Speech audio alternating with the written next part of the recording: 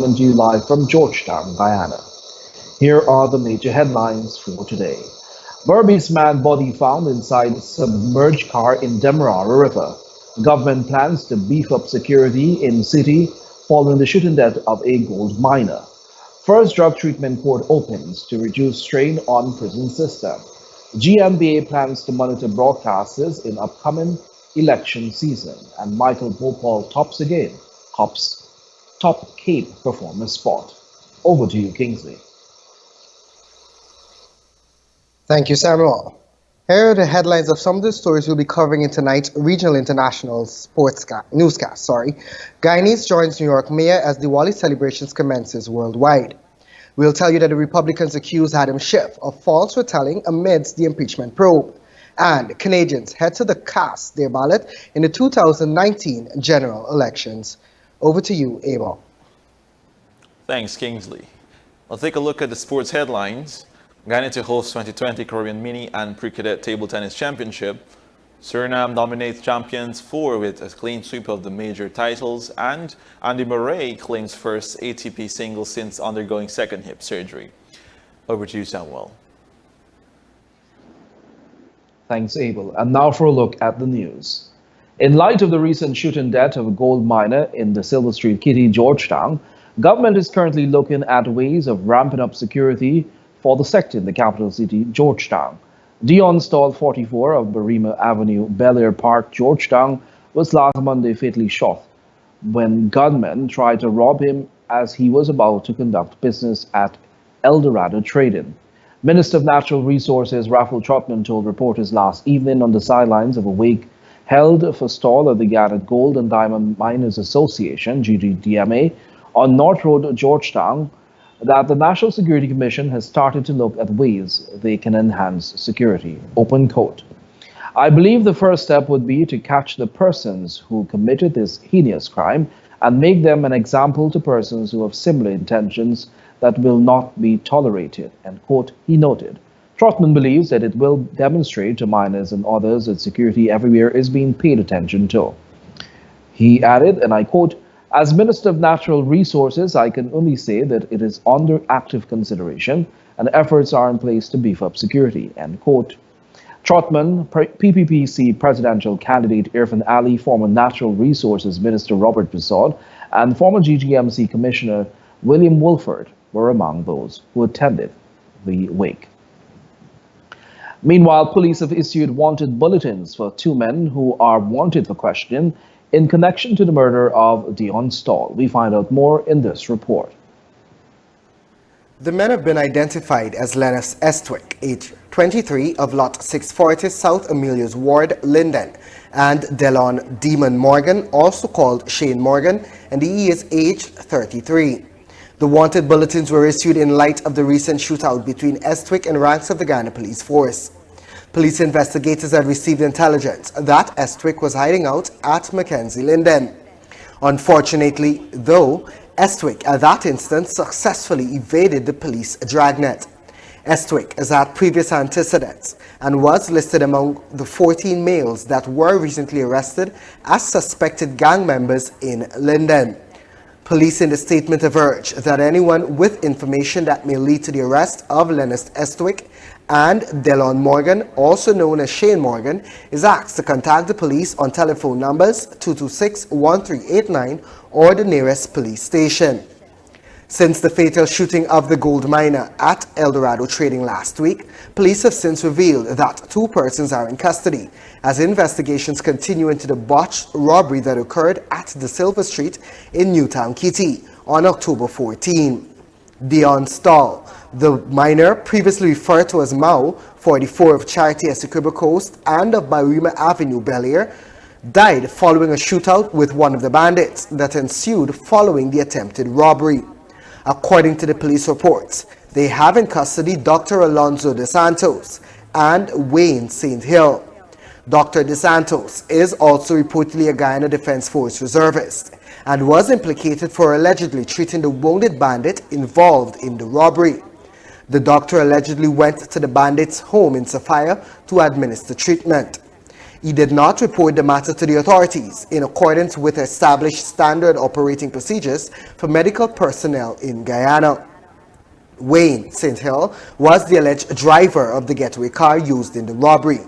The getaway car was found on Wednesday evening abandoned at Petersall on the east bank of Demerara. There was a bullet hole in the back windscreen of the Toyota 212.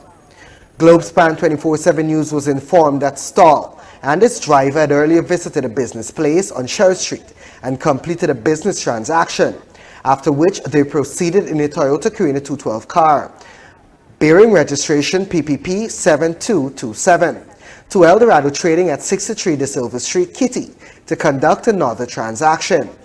Globespan 24x7 had earlier reported that information suggests the men were trailed by the bandits' car. As soon as the gold miner pulled in at the gold establishment, the bandits' car also pulled up and the two men exited, wearing caps with their faces partially covered with handkerchiefs. Surveillance footage at the scene showed one of the bandits, who was armed with a knife, approach a driver, while the other approached a businessman with a handgun. It was also observed that the bandit with the gun shot the driver to his right hand between the elbow and shoulder. The businessman then drew his licensed firearm, and he and the bandit had an exchange of gunfire. During the shootout, the businessman received a gunshot injury to the right side pelvis. The bandit, who was also shot, ran away and joined the car with his accomplice, and they both fled the scene. For Globespan 24x7 News, this is Kingsley Bryan. Thanks, Kingsley. Police are currently investigating the circumstances that led to the death of a 39-year-old man of Lot 5 Betsy Ground, East Kanji Berbice, who was this morning found dead in his car in the Demerara River. The man has since been identified as Umdut Jagnit, and according to the police, they said from all appearances the man drove his white Toyota 192 motor car bearing registration number PHH 5423 off of the wharf at Tamiri on the east bank of Demerara. A security guard residing at Tamiri told investigators that around 4 hours 30, several persons alerted him to the motor car in the river. The lawmen responded quickly to the scene and the vehicle was removed. Upon retrieval of the vehicle, it was observed that Jagnit was in the back seat and the seatbelt of the driver's seat was wrapped around his left foot. There were no visible marks of violence seen on the body at the time of the discovery. The body is presently at the Lycans Funeral Home, awaiting a post-mortem examination as the police continue their investigation into this discovery. Meanwhile, Michael Bhopal has emerged on top once again, this time dominating the May-June setting of the Caribbean Advanced Proficiency Examination, CAPE. Bhopal, a student of Queen's College, had gained the top spot in Ghana for both the National Grade 6 examinations in 2012 and the Caribbean Secondary Education Certificate CSEC in 2017, only to grab the title again with 16 Grade 1 passes at this year's recent CAPE exams. The announcement was made by SUBSEC, the subcommittee of the School of Examinations Committee, on October 16, 2019, following a meeting at CXC headquarters, in Barbados. In August, the Education Ministry had revealed that Ghana's top CAPE performer was St. Rose's High School student Shemaine Millen, who secured 9 Grade 1s and 2 Grade 2s. However, Michael Bhopal emerged the top student, as the award for the CAPE top performer is based on a student's performance in both the first and second year of the sixth form examination. He received 8 1s in his first sitting and another 8 in 2019, making him the top regional performer. The Supreme Court of Judicature of Guyana, in collaboration with the Organization of American States Inter-American Drug Abuse Control Commission and the National Anti-Narcotics Agency of Ghana, today opened Guyana's first ever drug treatment court. We'll tell you more in this report. After months of intense planning and training, Guyana's first ever drug treatment court was opened earlier today at the Georgetown Magistrates Court as part of the National Drug Strategy Master Plan 2016-2020. Public Security Minister Kamrat Ramtatan, in his remarks, explained that the establishment of a drug treatment court in Guyana will help to ease the pressure on the prison system. According to him, 1/5 of the inmates are in for drug possession. And that UNODC had this to say: evaluations consistently show that drug treatment courts effectively reduce recidivism and underlying additional problems of drug abuse and the offenders. They provide closer, more comprehensive supervision and more frequent drug testing and monitoring during the program than other forms of community supervision. Director of the National Anti-Narcotics Agency, retired Major General Michael Atherley, strong anti-drug trafficking measures must go hand in hand with rehabilitation efforts. Establishing the drug treatment court is another important step towards implementing such policy. Ladies and gentlemen, to deal with the difficulties of drugs that are so harmful to our communities, all elements of national power should be applied in a well-balanced and coordinated manner to aid success. Meanwhile, delivering the feature address was Acting Chancellor of the Judiciary, Justice Yonette Cummings Edwards. She explained that for persons to participate in the drug rehabilitation program, they must plead guilty or be found guilty by the court.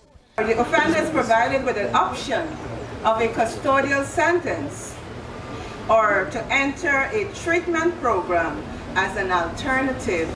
The National Drug Strategy Master Plan 2016-2020 outlines several initiatives to address the drug problem from both a public health and public security perspective. These include exploring various alternatives to incarceration, reducing sentences for various non-violent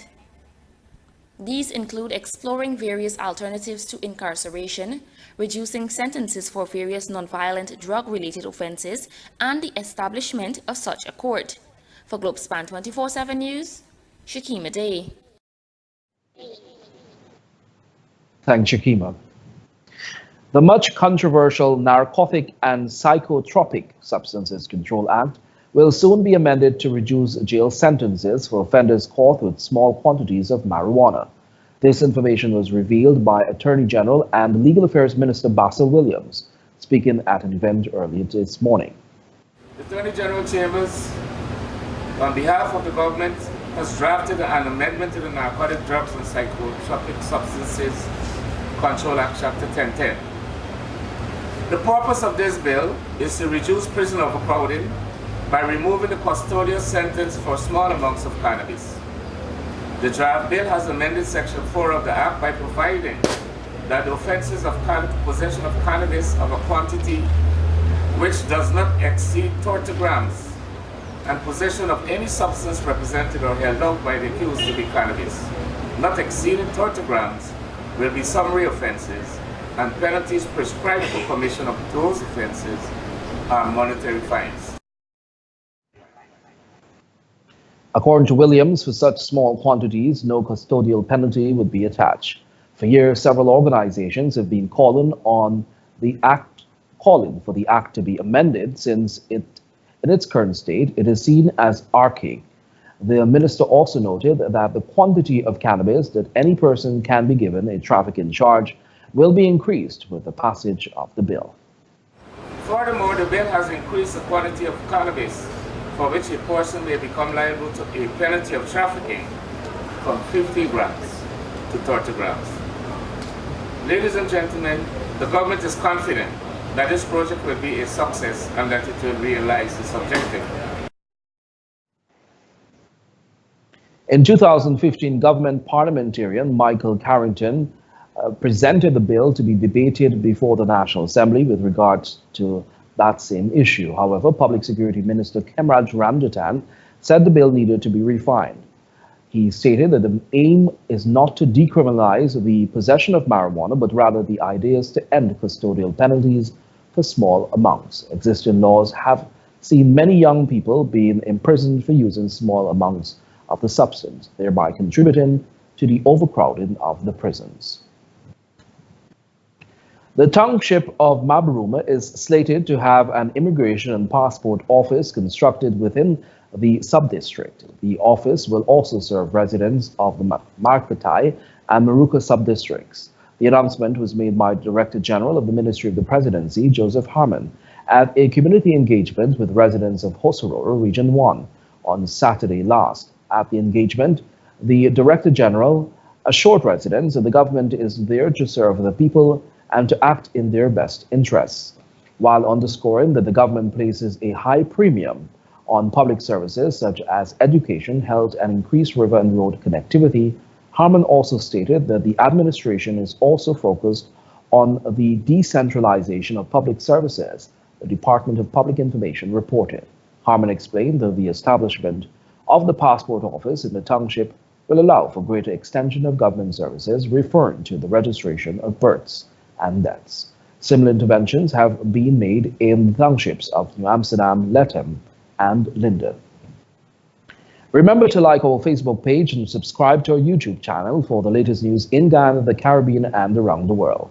Coming up on the other side of the break, more news with Shakima Day. Travelspan GT is a proud sponsor of Globespan 24x7 News. Here are some exciting news from Travelspan GT. Fares have dropped for next year, starting January 20 to August. American Airlines has cheap fares on non-stop flights to New York. Flights are as low as $306 one way and $540 round trip, all tax included. Take advantage of these cheap fares on American Airlines non-stop flights to New York.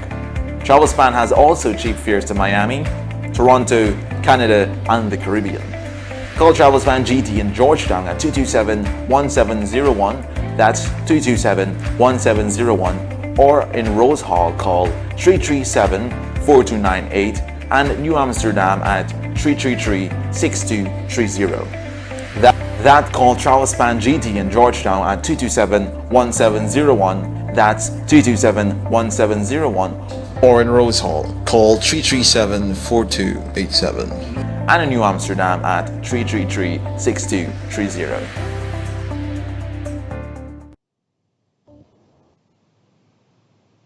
Thanks for staying tuned. We'll continue tonight's news by telling you the partially decomposed body of an unidentified man was today discovered in a trench at Front Street, Potentia, West Bank, Demerara, at around 9:30 hours. The body, said to be of Indian descent, was clad in a short blue pants with a plastic bag tied around his head. According to information received, the man's face was swollen around the eyes. It was reported that several persons in the area were questioned. The body is currently at the Ezekiel Funeral Parlor awaiting an autopsy. Police are investigating. Meanwhile, the Georgetown Chamber of Commerce and Industry has identified a number of weaknesses within its third draft local content policy, including the lack of penalties for delinquent operators. More in this report. The Georgetown Chamber of Commerce and Industry is calling for penalties for oil companies who flout the local content policy. The policy is intended to hold operators accountable to their commitments. The GCCI noted that handshakes in good faith are not enough. The local content policy does not speak to anything regarding penalties for companies which fail to report or follow the commitment to local content. Good faith and handshaking cannot suffice, the Chamber said. Whilst there does not need to be the inclusion of details of penalties in the local content policy, there ought to be some mention of what the penalty in a general sense would look like should there be a violation. One of the GCCI's recommendations is for a fine to be imposed on such operators who fail to comply with the order. This fine, according to the GCCI, should be a percentage of an identified indicator. Open quote. In addition, there should be a general policy on dealing with foreign companies, which will affront Guyanese partners simply to obtain local content treatment in situations where the company is not materially a Guyanese, it added. The GCCI also noted that the essential role of the policy is to create value for the local business sector and Guyanese in general, but with the responsibility of monitoring this placed under the Ministry of Business, the Chamber called for a creation of a separate agency. According to the GCCI, the agency, the Local Content Dialogue Commission, should have responsibility for overseeing the policy's implementation. Another issue with the policy which the GCCI highlighted is allowing the subject minister to grant approvals automatically if reviews of applications are not completed in the requisite time frame. The Georgetown Chamber of Commerce and Industry urged a review of this section. Open quote, there needs to be a comprehensive review of this language in the sector, as no approval should be automatically granted, end quote. In addition, the Chamber noted that despite alluding to local content legislation, there is some uncertainty as to when this will be done. According to the Chambers, the policies should set out timelines for the completion of the legislation. For Globespan 24x7 News, Shakima Day. The Guyana National Broadcasting Authority, at its most recent press conference, noted that, together with international assistance, the agency intends to establish a monitoring system for broadcasters as the silly season intensifies. This mechanism, which is currently being explored, was explained by the chairman, Leslie Sobers. Because we recognize that in a few short months, we will be entering into a phase of Guyanese reality that may see even more things of this nature happening. And on that score, the GNBA is seeking external assistance to monitor our airwaves. To this end, Sobers added that the GNBA will also seek to partner with the Ethnic Relations Commission and the Media Monitoring Unit of GCOM when it is established. In addition to that, we are entering into negotiations with the Ethnic Relations Commission and the GCOM when it starts its Media Monitoring Unit for conjoined effort in monitoring the airwaves during this period. Of course, those agencies have a wider media mandate than GNBA. With the date for regional and general elections set for March 2, 2020, the GNBA chairman indicated that it will be engaging foreign help to increase the authority's monitoring capabilities in an effort to ensure broadcasters submit to the Broadcasting Act during the elections period. Sobers added that the authority has already held discussions with several companies to provide the support that will be needed. Well, we have indications from the United States, and we have indications from Trinidad, and we know that we can source the same service coming out of Jamaica and Barbados. But which one we will decide upon is a question of cost, speed, and the type of service that they're willing to give us. Section 28(4) of the Broadcasting Act stated that where after the conclusion of an inquiry, the authority is satisfied that there has been a breach of any provision of this act, it may make such order, including an order of the cancellation of the license, as the authority thinks necessary. Section 44 clarifies once a person commits an infraction where no penalty is ascribed, that person can be fined $200,000 and imprisoned for 6 months. In other news, businessman Robert Badal and accountant Nigel Hines have announced the formation of a new political movement, Change Guyana, according to a statement this past weekend. Badal said the biggest challenge facing Guyana is undoubtedly its economic woes caused by the decades of leadership which have been unable to competently lay out a vision and strategy to make Guyana a rich and productive nation and fulfill the aspirations of its citizens. Prior to the formation of Change Guyana, Badal was a passionate supporter of the coalition party, the Alliance for Change. Badal is the owner of Pegasus Hotel and Guyana Stock Feeds Limited, while Nigel Hines owns and operates the Nigel Hines Financial Services. The statement also alluded to the fact that, in the midst of an abundant natural resources, our country remains among the poorest in the region in terms of per capita income. The statement continued, open quote, "We remain stuck in a time while other neighboring countries continue to accelerate. Successive administrations since independence have failed to address the challenges of the day and provide the opportunities for growth and economic upliftment. of Guyanese, which has triggered spiraling crime, domestic violence, mass migration, and utter hopelessness among other youths." End quote. Badal also contended that it is against this backdrop that he and Nigel Hines have joined efforts and will launch the party. The launch of the party is set out for October 29, 2019, when they will unveil details about their plans and programs. A time and place for the launch is yet to be announced. Meanwhile, Australian gold mining company Troy Resources has been ordered to only complete remedial works at their Hicks 1 mining site in preparations for operations to resume. We'll tell you more in this report. After another meeting with the Guyana Geology and Mines Commission, Troy Resources Guyana Inc. has been ordered to commence remedial works at its Hick 1 mining area, following a recommendation from the Natural Resources Minister. This is to facilitate a resumption of operations at the company's Kuruni gold mine. Operations were ceased at the mining site following the death of geologist Ryan Taylor, who died after the pit he was working in collapsed. The company was ordered to immediately cease operations there by Junior Labour Minister Keith Scott, who ordered a thorough investigation be completed. The company had issued dismissal letters to a section of their staff after receiving the cease order, but this letter made no indication about the future of the workers. However, this order was later rescinded by Senior Labour Minister Amna Ali after the laid-off workers from the company made their opinions public. The Commission has ordered Troy Resources to commence remedial works at the Hick 1 mining area. Upon completion, the Commission will conduct a comprehensive inspection before full operations can resume.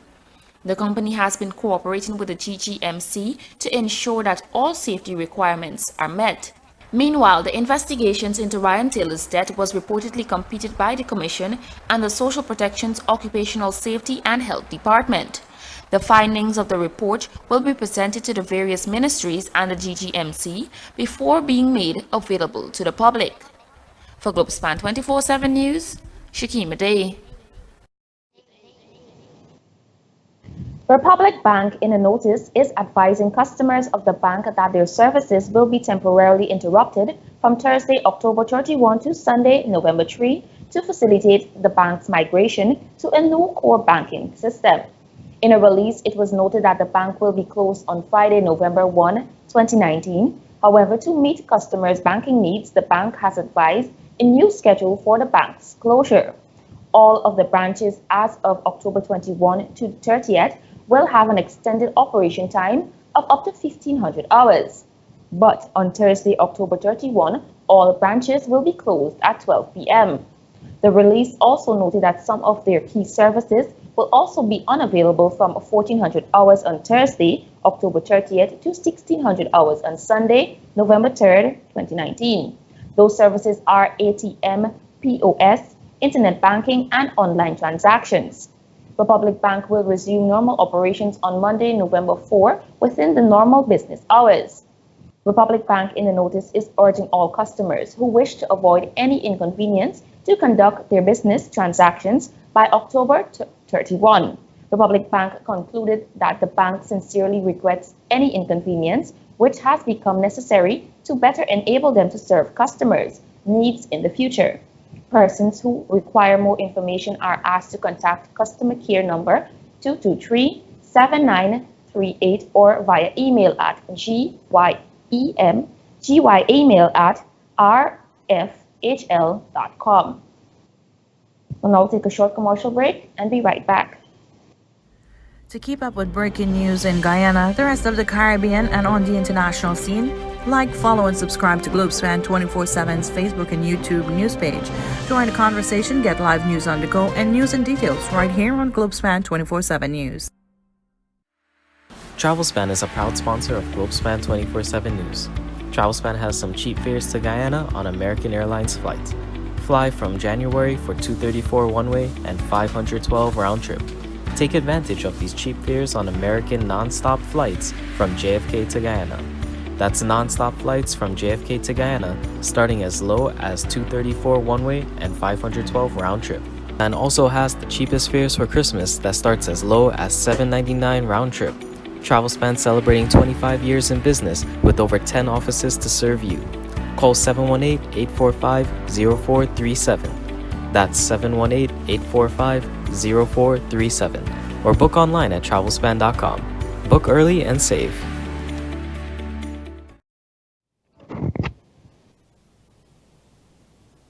Thanks for staying with us. We'll now provide you the details of our stories in the regional and international news. The Guyanese diaspora in New York will join Mayor Bill de Blasio and First Lady Shirlene McCray to kick off Diwali celebrations at the mayor's official residence, Gracie Mansion. Diwali 2019 will see a dazzling festival of lights take off around the world starting on October 27, with billions of people expected to observe the 5-day festival. Diwali is the 5-day festival of lights and ends on November 3. The Hindus, Sikhs, Jains, and sometimes Buddhist faiths will take part in the festival, with more than 1 billion revelers worldwide. The festival has several different meanings, which vary according to regional and religious practice. In Guyana, Diwali, which is dubbed the Festival of Lights, signifying the triumph of good over evil, it is celebrated on the 15th day of the Hindu month of Kartik. It is the darkest night of that month, and the worship of the goddess Mahalakshmi is the focus of Diwali. Globespan 24x7 News will bring you live updates of the events following the airing of tonight's newscast. And we'll tell you that there are reports that a police constable was granted bail in the sum of $50,000 when he appeared before a magistrate charged with 2 counts of common assault. According to a court hearing on August 26, 2019, the accused allegedly stormed into a counseling session between his common law partner and her therapist, demanding that the woman immediately stop the session and leave. She refused, and he allegedly whipped out his licensed firearm and pointed it at both victims, threatening them and indicating that no one would leave. A report was made to the Professional Standards Bureau, and an investigation was conducted, and the officer, Police Constable Dale Balkaran Singh, was subsequently charged on October 17 with 2 counts of common assault on the advice of the Director of Public Prosecutions, Senior Counsel Roger Gaspard. The case was later adjourned to November 15. And in other news, we'll tell you that members of the Republican Party in the United States has planned to force a vote in the House tonight on a resolution to condemn the House Intelligence Chairman, Adam Schiff, for conveying a false retelling of the phone conversation between President Donald Trump and Ukraine's. Andy Biggs, House Representative, claims Schiff manufactured a false retelling of the conversation instead of quoting directly from the available transcript released by the White House in remarks at a September 26 hearing on a whistleblower complaint about the phone call. According to reports, Schiff, who's leading the impeachment inquiry, pretended a dramatized version of the phone exchange and said later in the hearing that his initial summary, open quote, was meant to be at least part in parody. The fact that's not clear is a separate problem in and of itself, end of quote.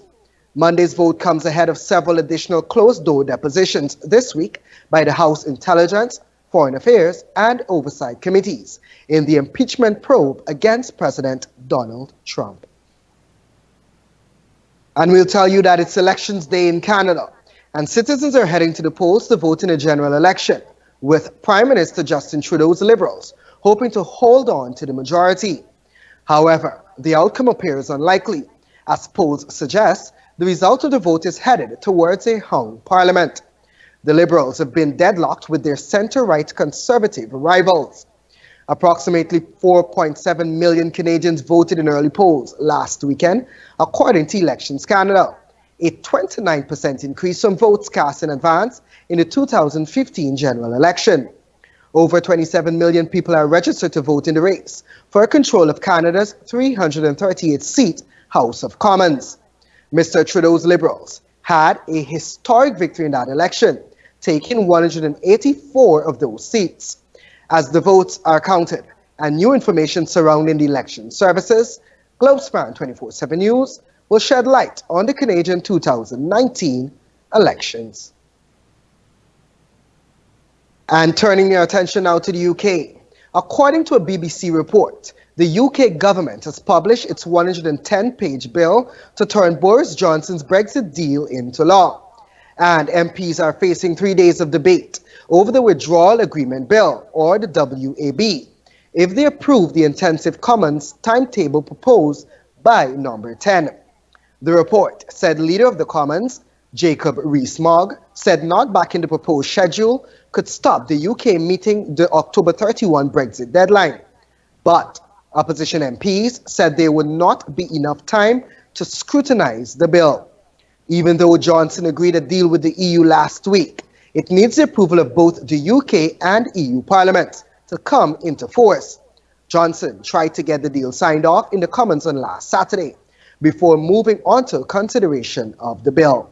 But MPs backed an amendment withholding their approval until the WAB had faced the scrutiny of both the Commons and the Lords and had been passed into law. Meanwhile, India and Pakistan have blamed each other for shelling across the line of control, that is, the de facto border that divides the disputed region of Kashmir. Both sides say they retaliated only after the other violated a ceasefire in place since 2003, allegedly killing civilians and soldiers on both sides. The nuclear-armed neighbors have already fought 2 wars and a limited conflict over Kashmir. But this year's tensions between the rivals sharply intensified. In February, India launched airstrikes against militants in Pakistani territory in response to a suicide attack in Kashmir, which killed 40 Indian soldiers. The Pakistan-based Jaish-e-Mohammed (JEM) group said it had carried out that attack. In August, India stripped the part of Kashmir it administers of its partial autonomy, sparking sharp criticism from Pakistan. Since then, Pakistani Prime Minister Imran Khan has been lobbying for international support against the move, which he described as illegal. Delhi and Islamabad both claim Kashmir in full, but control only part of the region. And we'll turn our attention now to Africa. A senior politician in South Africa's main opposition Democratic Alliance, the DA, has resigned his post and quit the party over how it handles race. Herman Mashaba was mayor of Johannesburg for 3 years, and the election of a black mayor from that town was seen as a sign of the party being potentially threatened to ruling ANC's grip on power at national levels. But at a press conference on Monday, Mr. Mashaba said, quote, "I cannot reconcile myself with people who believe that race is not important in the discussion of inequalities," end quote. He said his decision was sparked by the readmission of Ellen Zille, a white politician who provoked widespread anger in 2017 when she praised aspects of colonialism to the party's high ranks. Black leaders within the DA believe that the liberal multiracial party is going back to its roots of being an all-white organization. And that is according to the BBC's Milton Ngozi, who has been reporting from Johannesburg. And that has brought us to the end of tonight's segment of Regional International News. We'll ask you to stay tuned for Kumar Doshi with today's Tech Beat. Thank you. Salam, Namaste, good day to everyone. Thank you for tuning in to Tech Beat on Globespan 24x7. Today, let's look at the various ports on a computer. A computer port is a connection point or interface between a computer and a device. These ports can connect devices like keyboard, printers, mouse, display, and many others. When referring to a physical device, a hardware port or a peripheral port is a connection found on the front or back of the computer.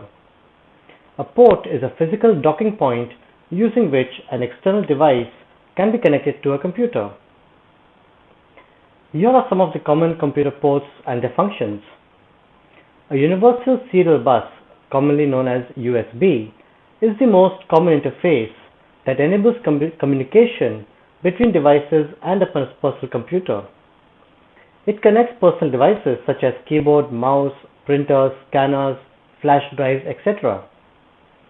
There are various types and versions of USBs such as USB-A, mini USB, micro USB, etc. and USB versions 1, 2, 3 and version 4 coming out very soon.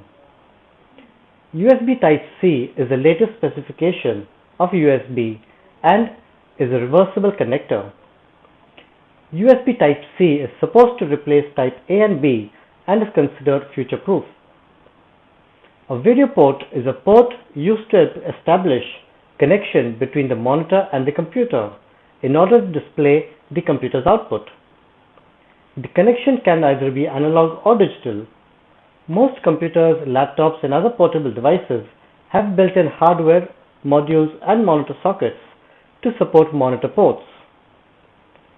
Here are some of the types of display ports, such as Digital Video Interface or DVI, Video Graphic Array or VGA, High Definition Multimedia Interface or HDMI, and DisplayPort.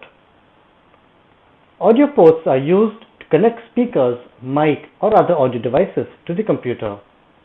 The audio signal can also either be analog or digital, and depending on that, the port and its corresponding connectors differ. A network port is used for communication between multiple computers and devices. They give internet access to the computer as well as access to other resources on the network like printers, scanners, drives, etc. This is just a brief idea about the various types of ports on a computer. We will discuss in depth details about individual ports in the coming days. Tomorrow, we will discuss more about USB ports, its types, and functions. That wraps up for today's Tech Beat. I'm Kumar Doshi bringing tech news from India. Back to the studio in Guyana for more news to come. Thank you.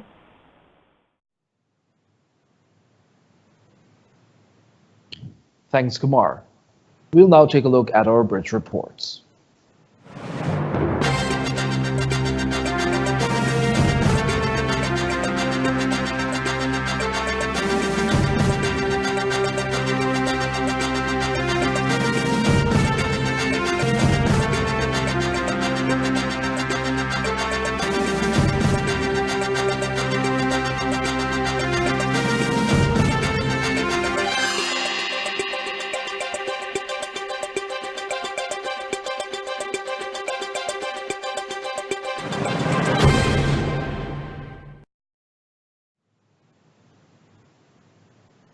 Now for a look at what's happening in the world of sport with Abel Harris.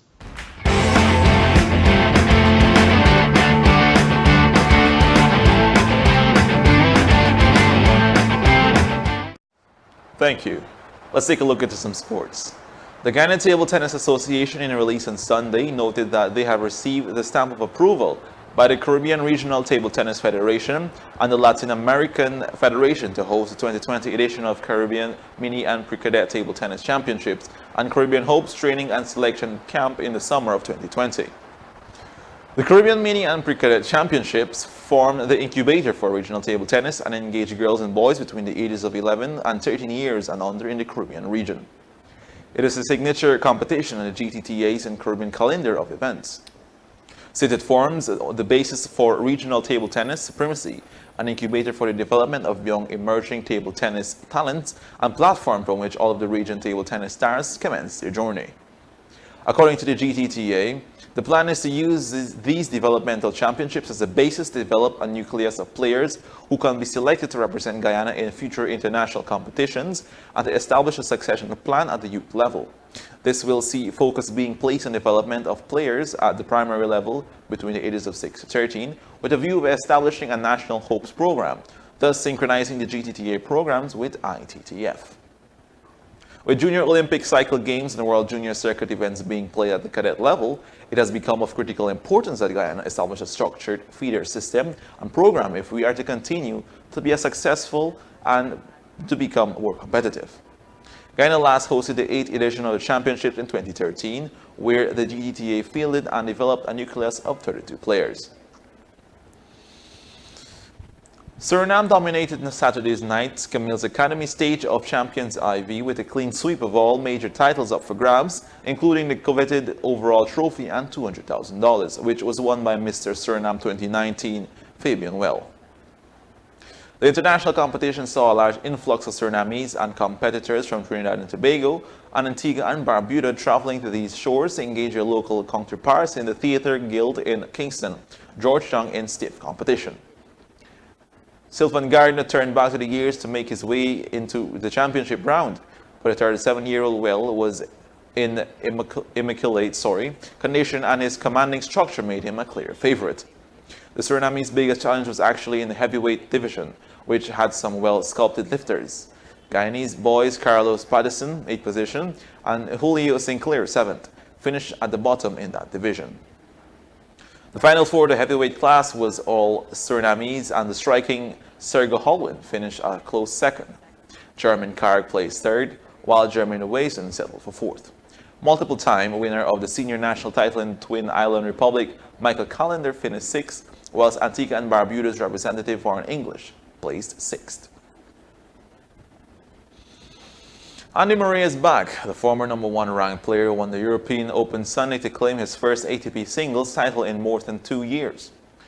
Murray beat Stan Wawrinka 3-6, 6-4, and 6-4 in Antwerp, Belgium. 32-year-old won a tournament in March 2017 at the Dubai Tennis Championships. The three-time Grand Slam champion once considered part of his tennis Big Four alongside Roger Federer, Rafael Nadal, and Novak Djokovic. He returned to the professional circuit in June, initially only competing in doubles. Murray's tennis career has been derailed by injuries in recent years. He underwent hip surgery for the first time in January 2018, but struggled on his return to the sport, withdrawing from several tournaments over the course of the year to focus on rehab. He had second procedure on his hip in January this year, after admitting in a tearful news conference at the Australian Open that he had been playing in considerable pain for some time and was considering retirement. Murray did not compete in singles at Wimbledon or the US Open this year. He plans to make his Grand Slam singles return at the Australia Open in January. That's all for sports. Thank you.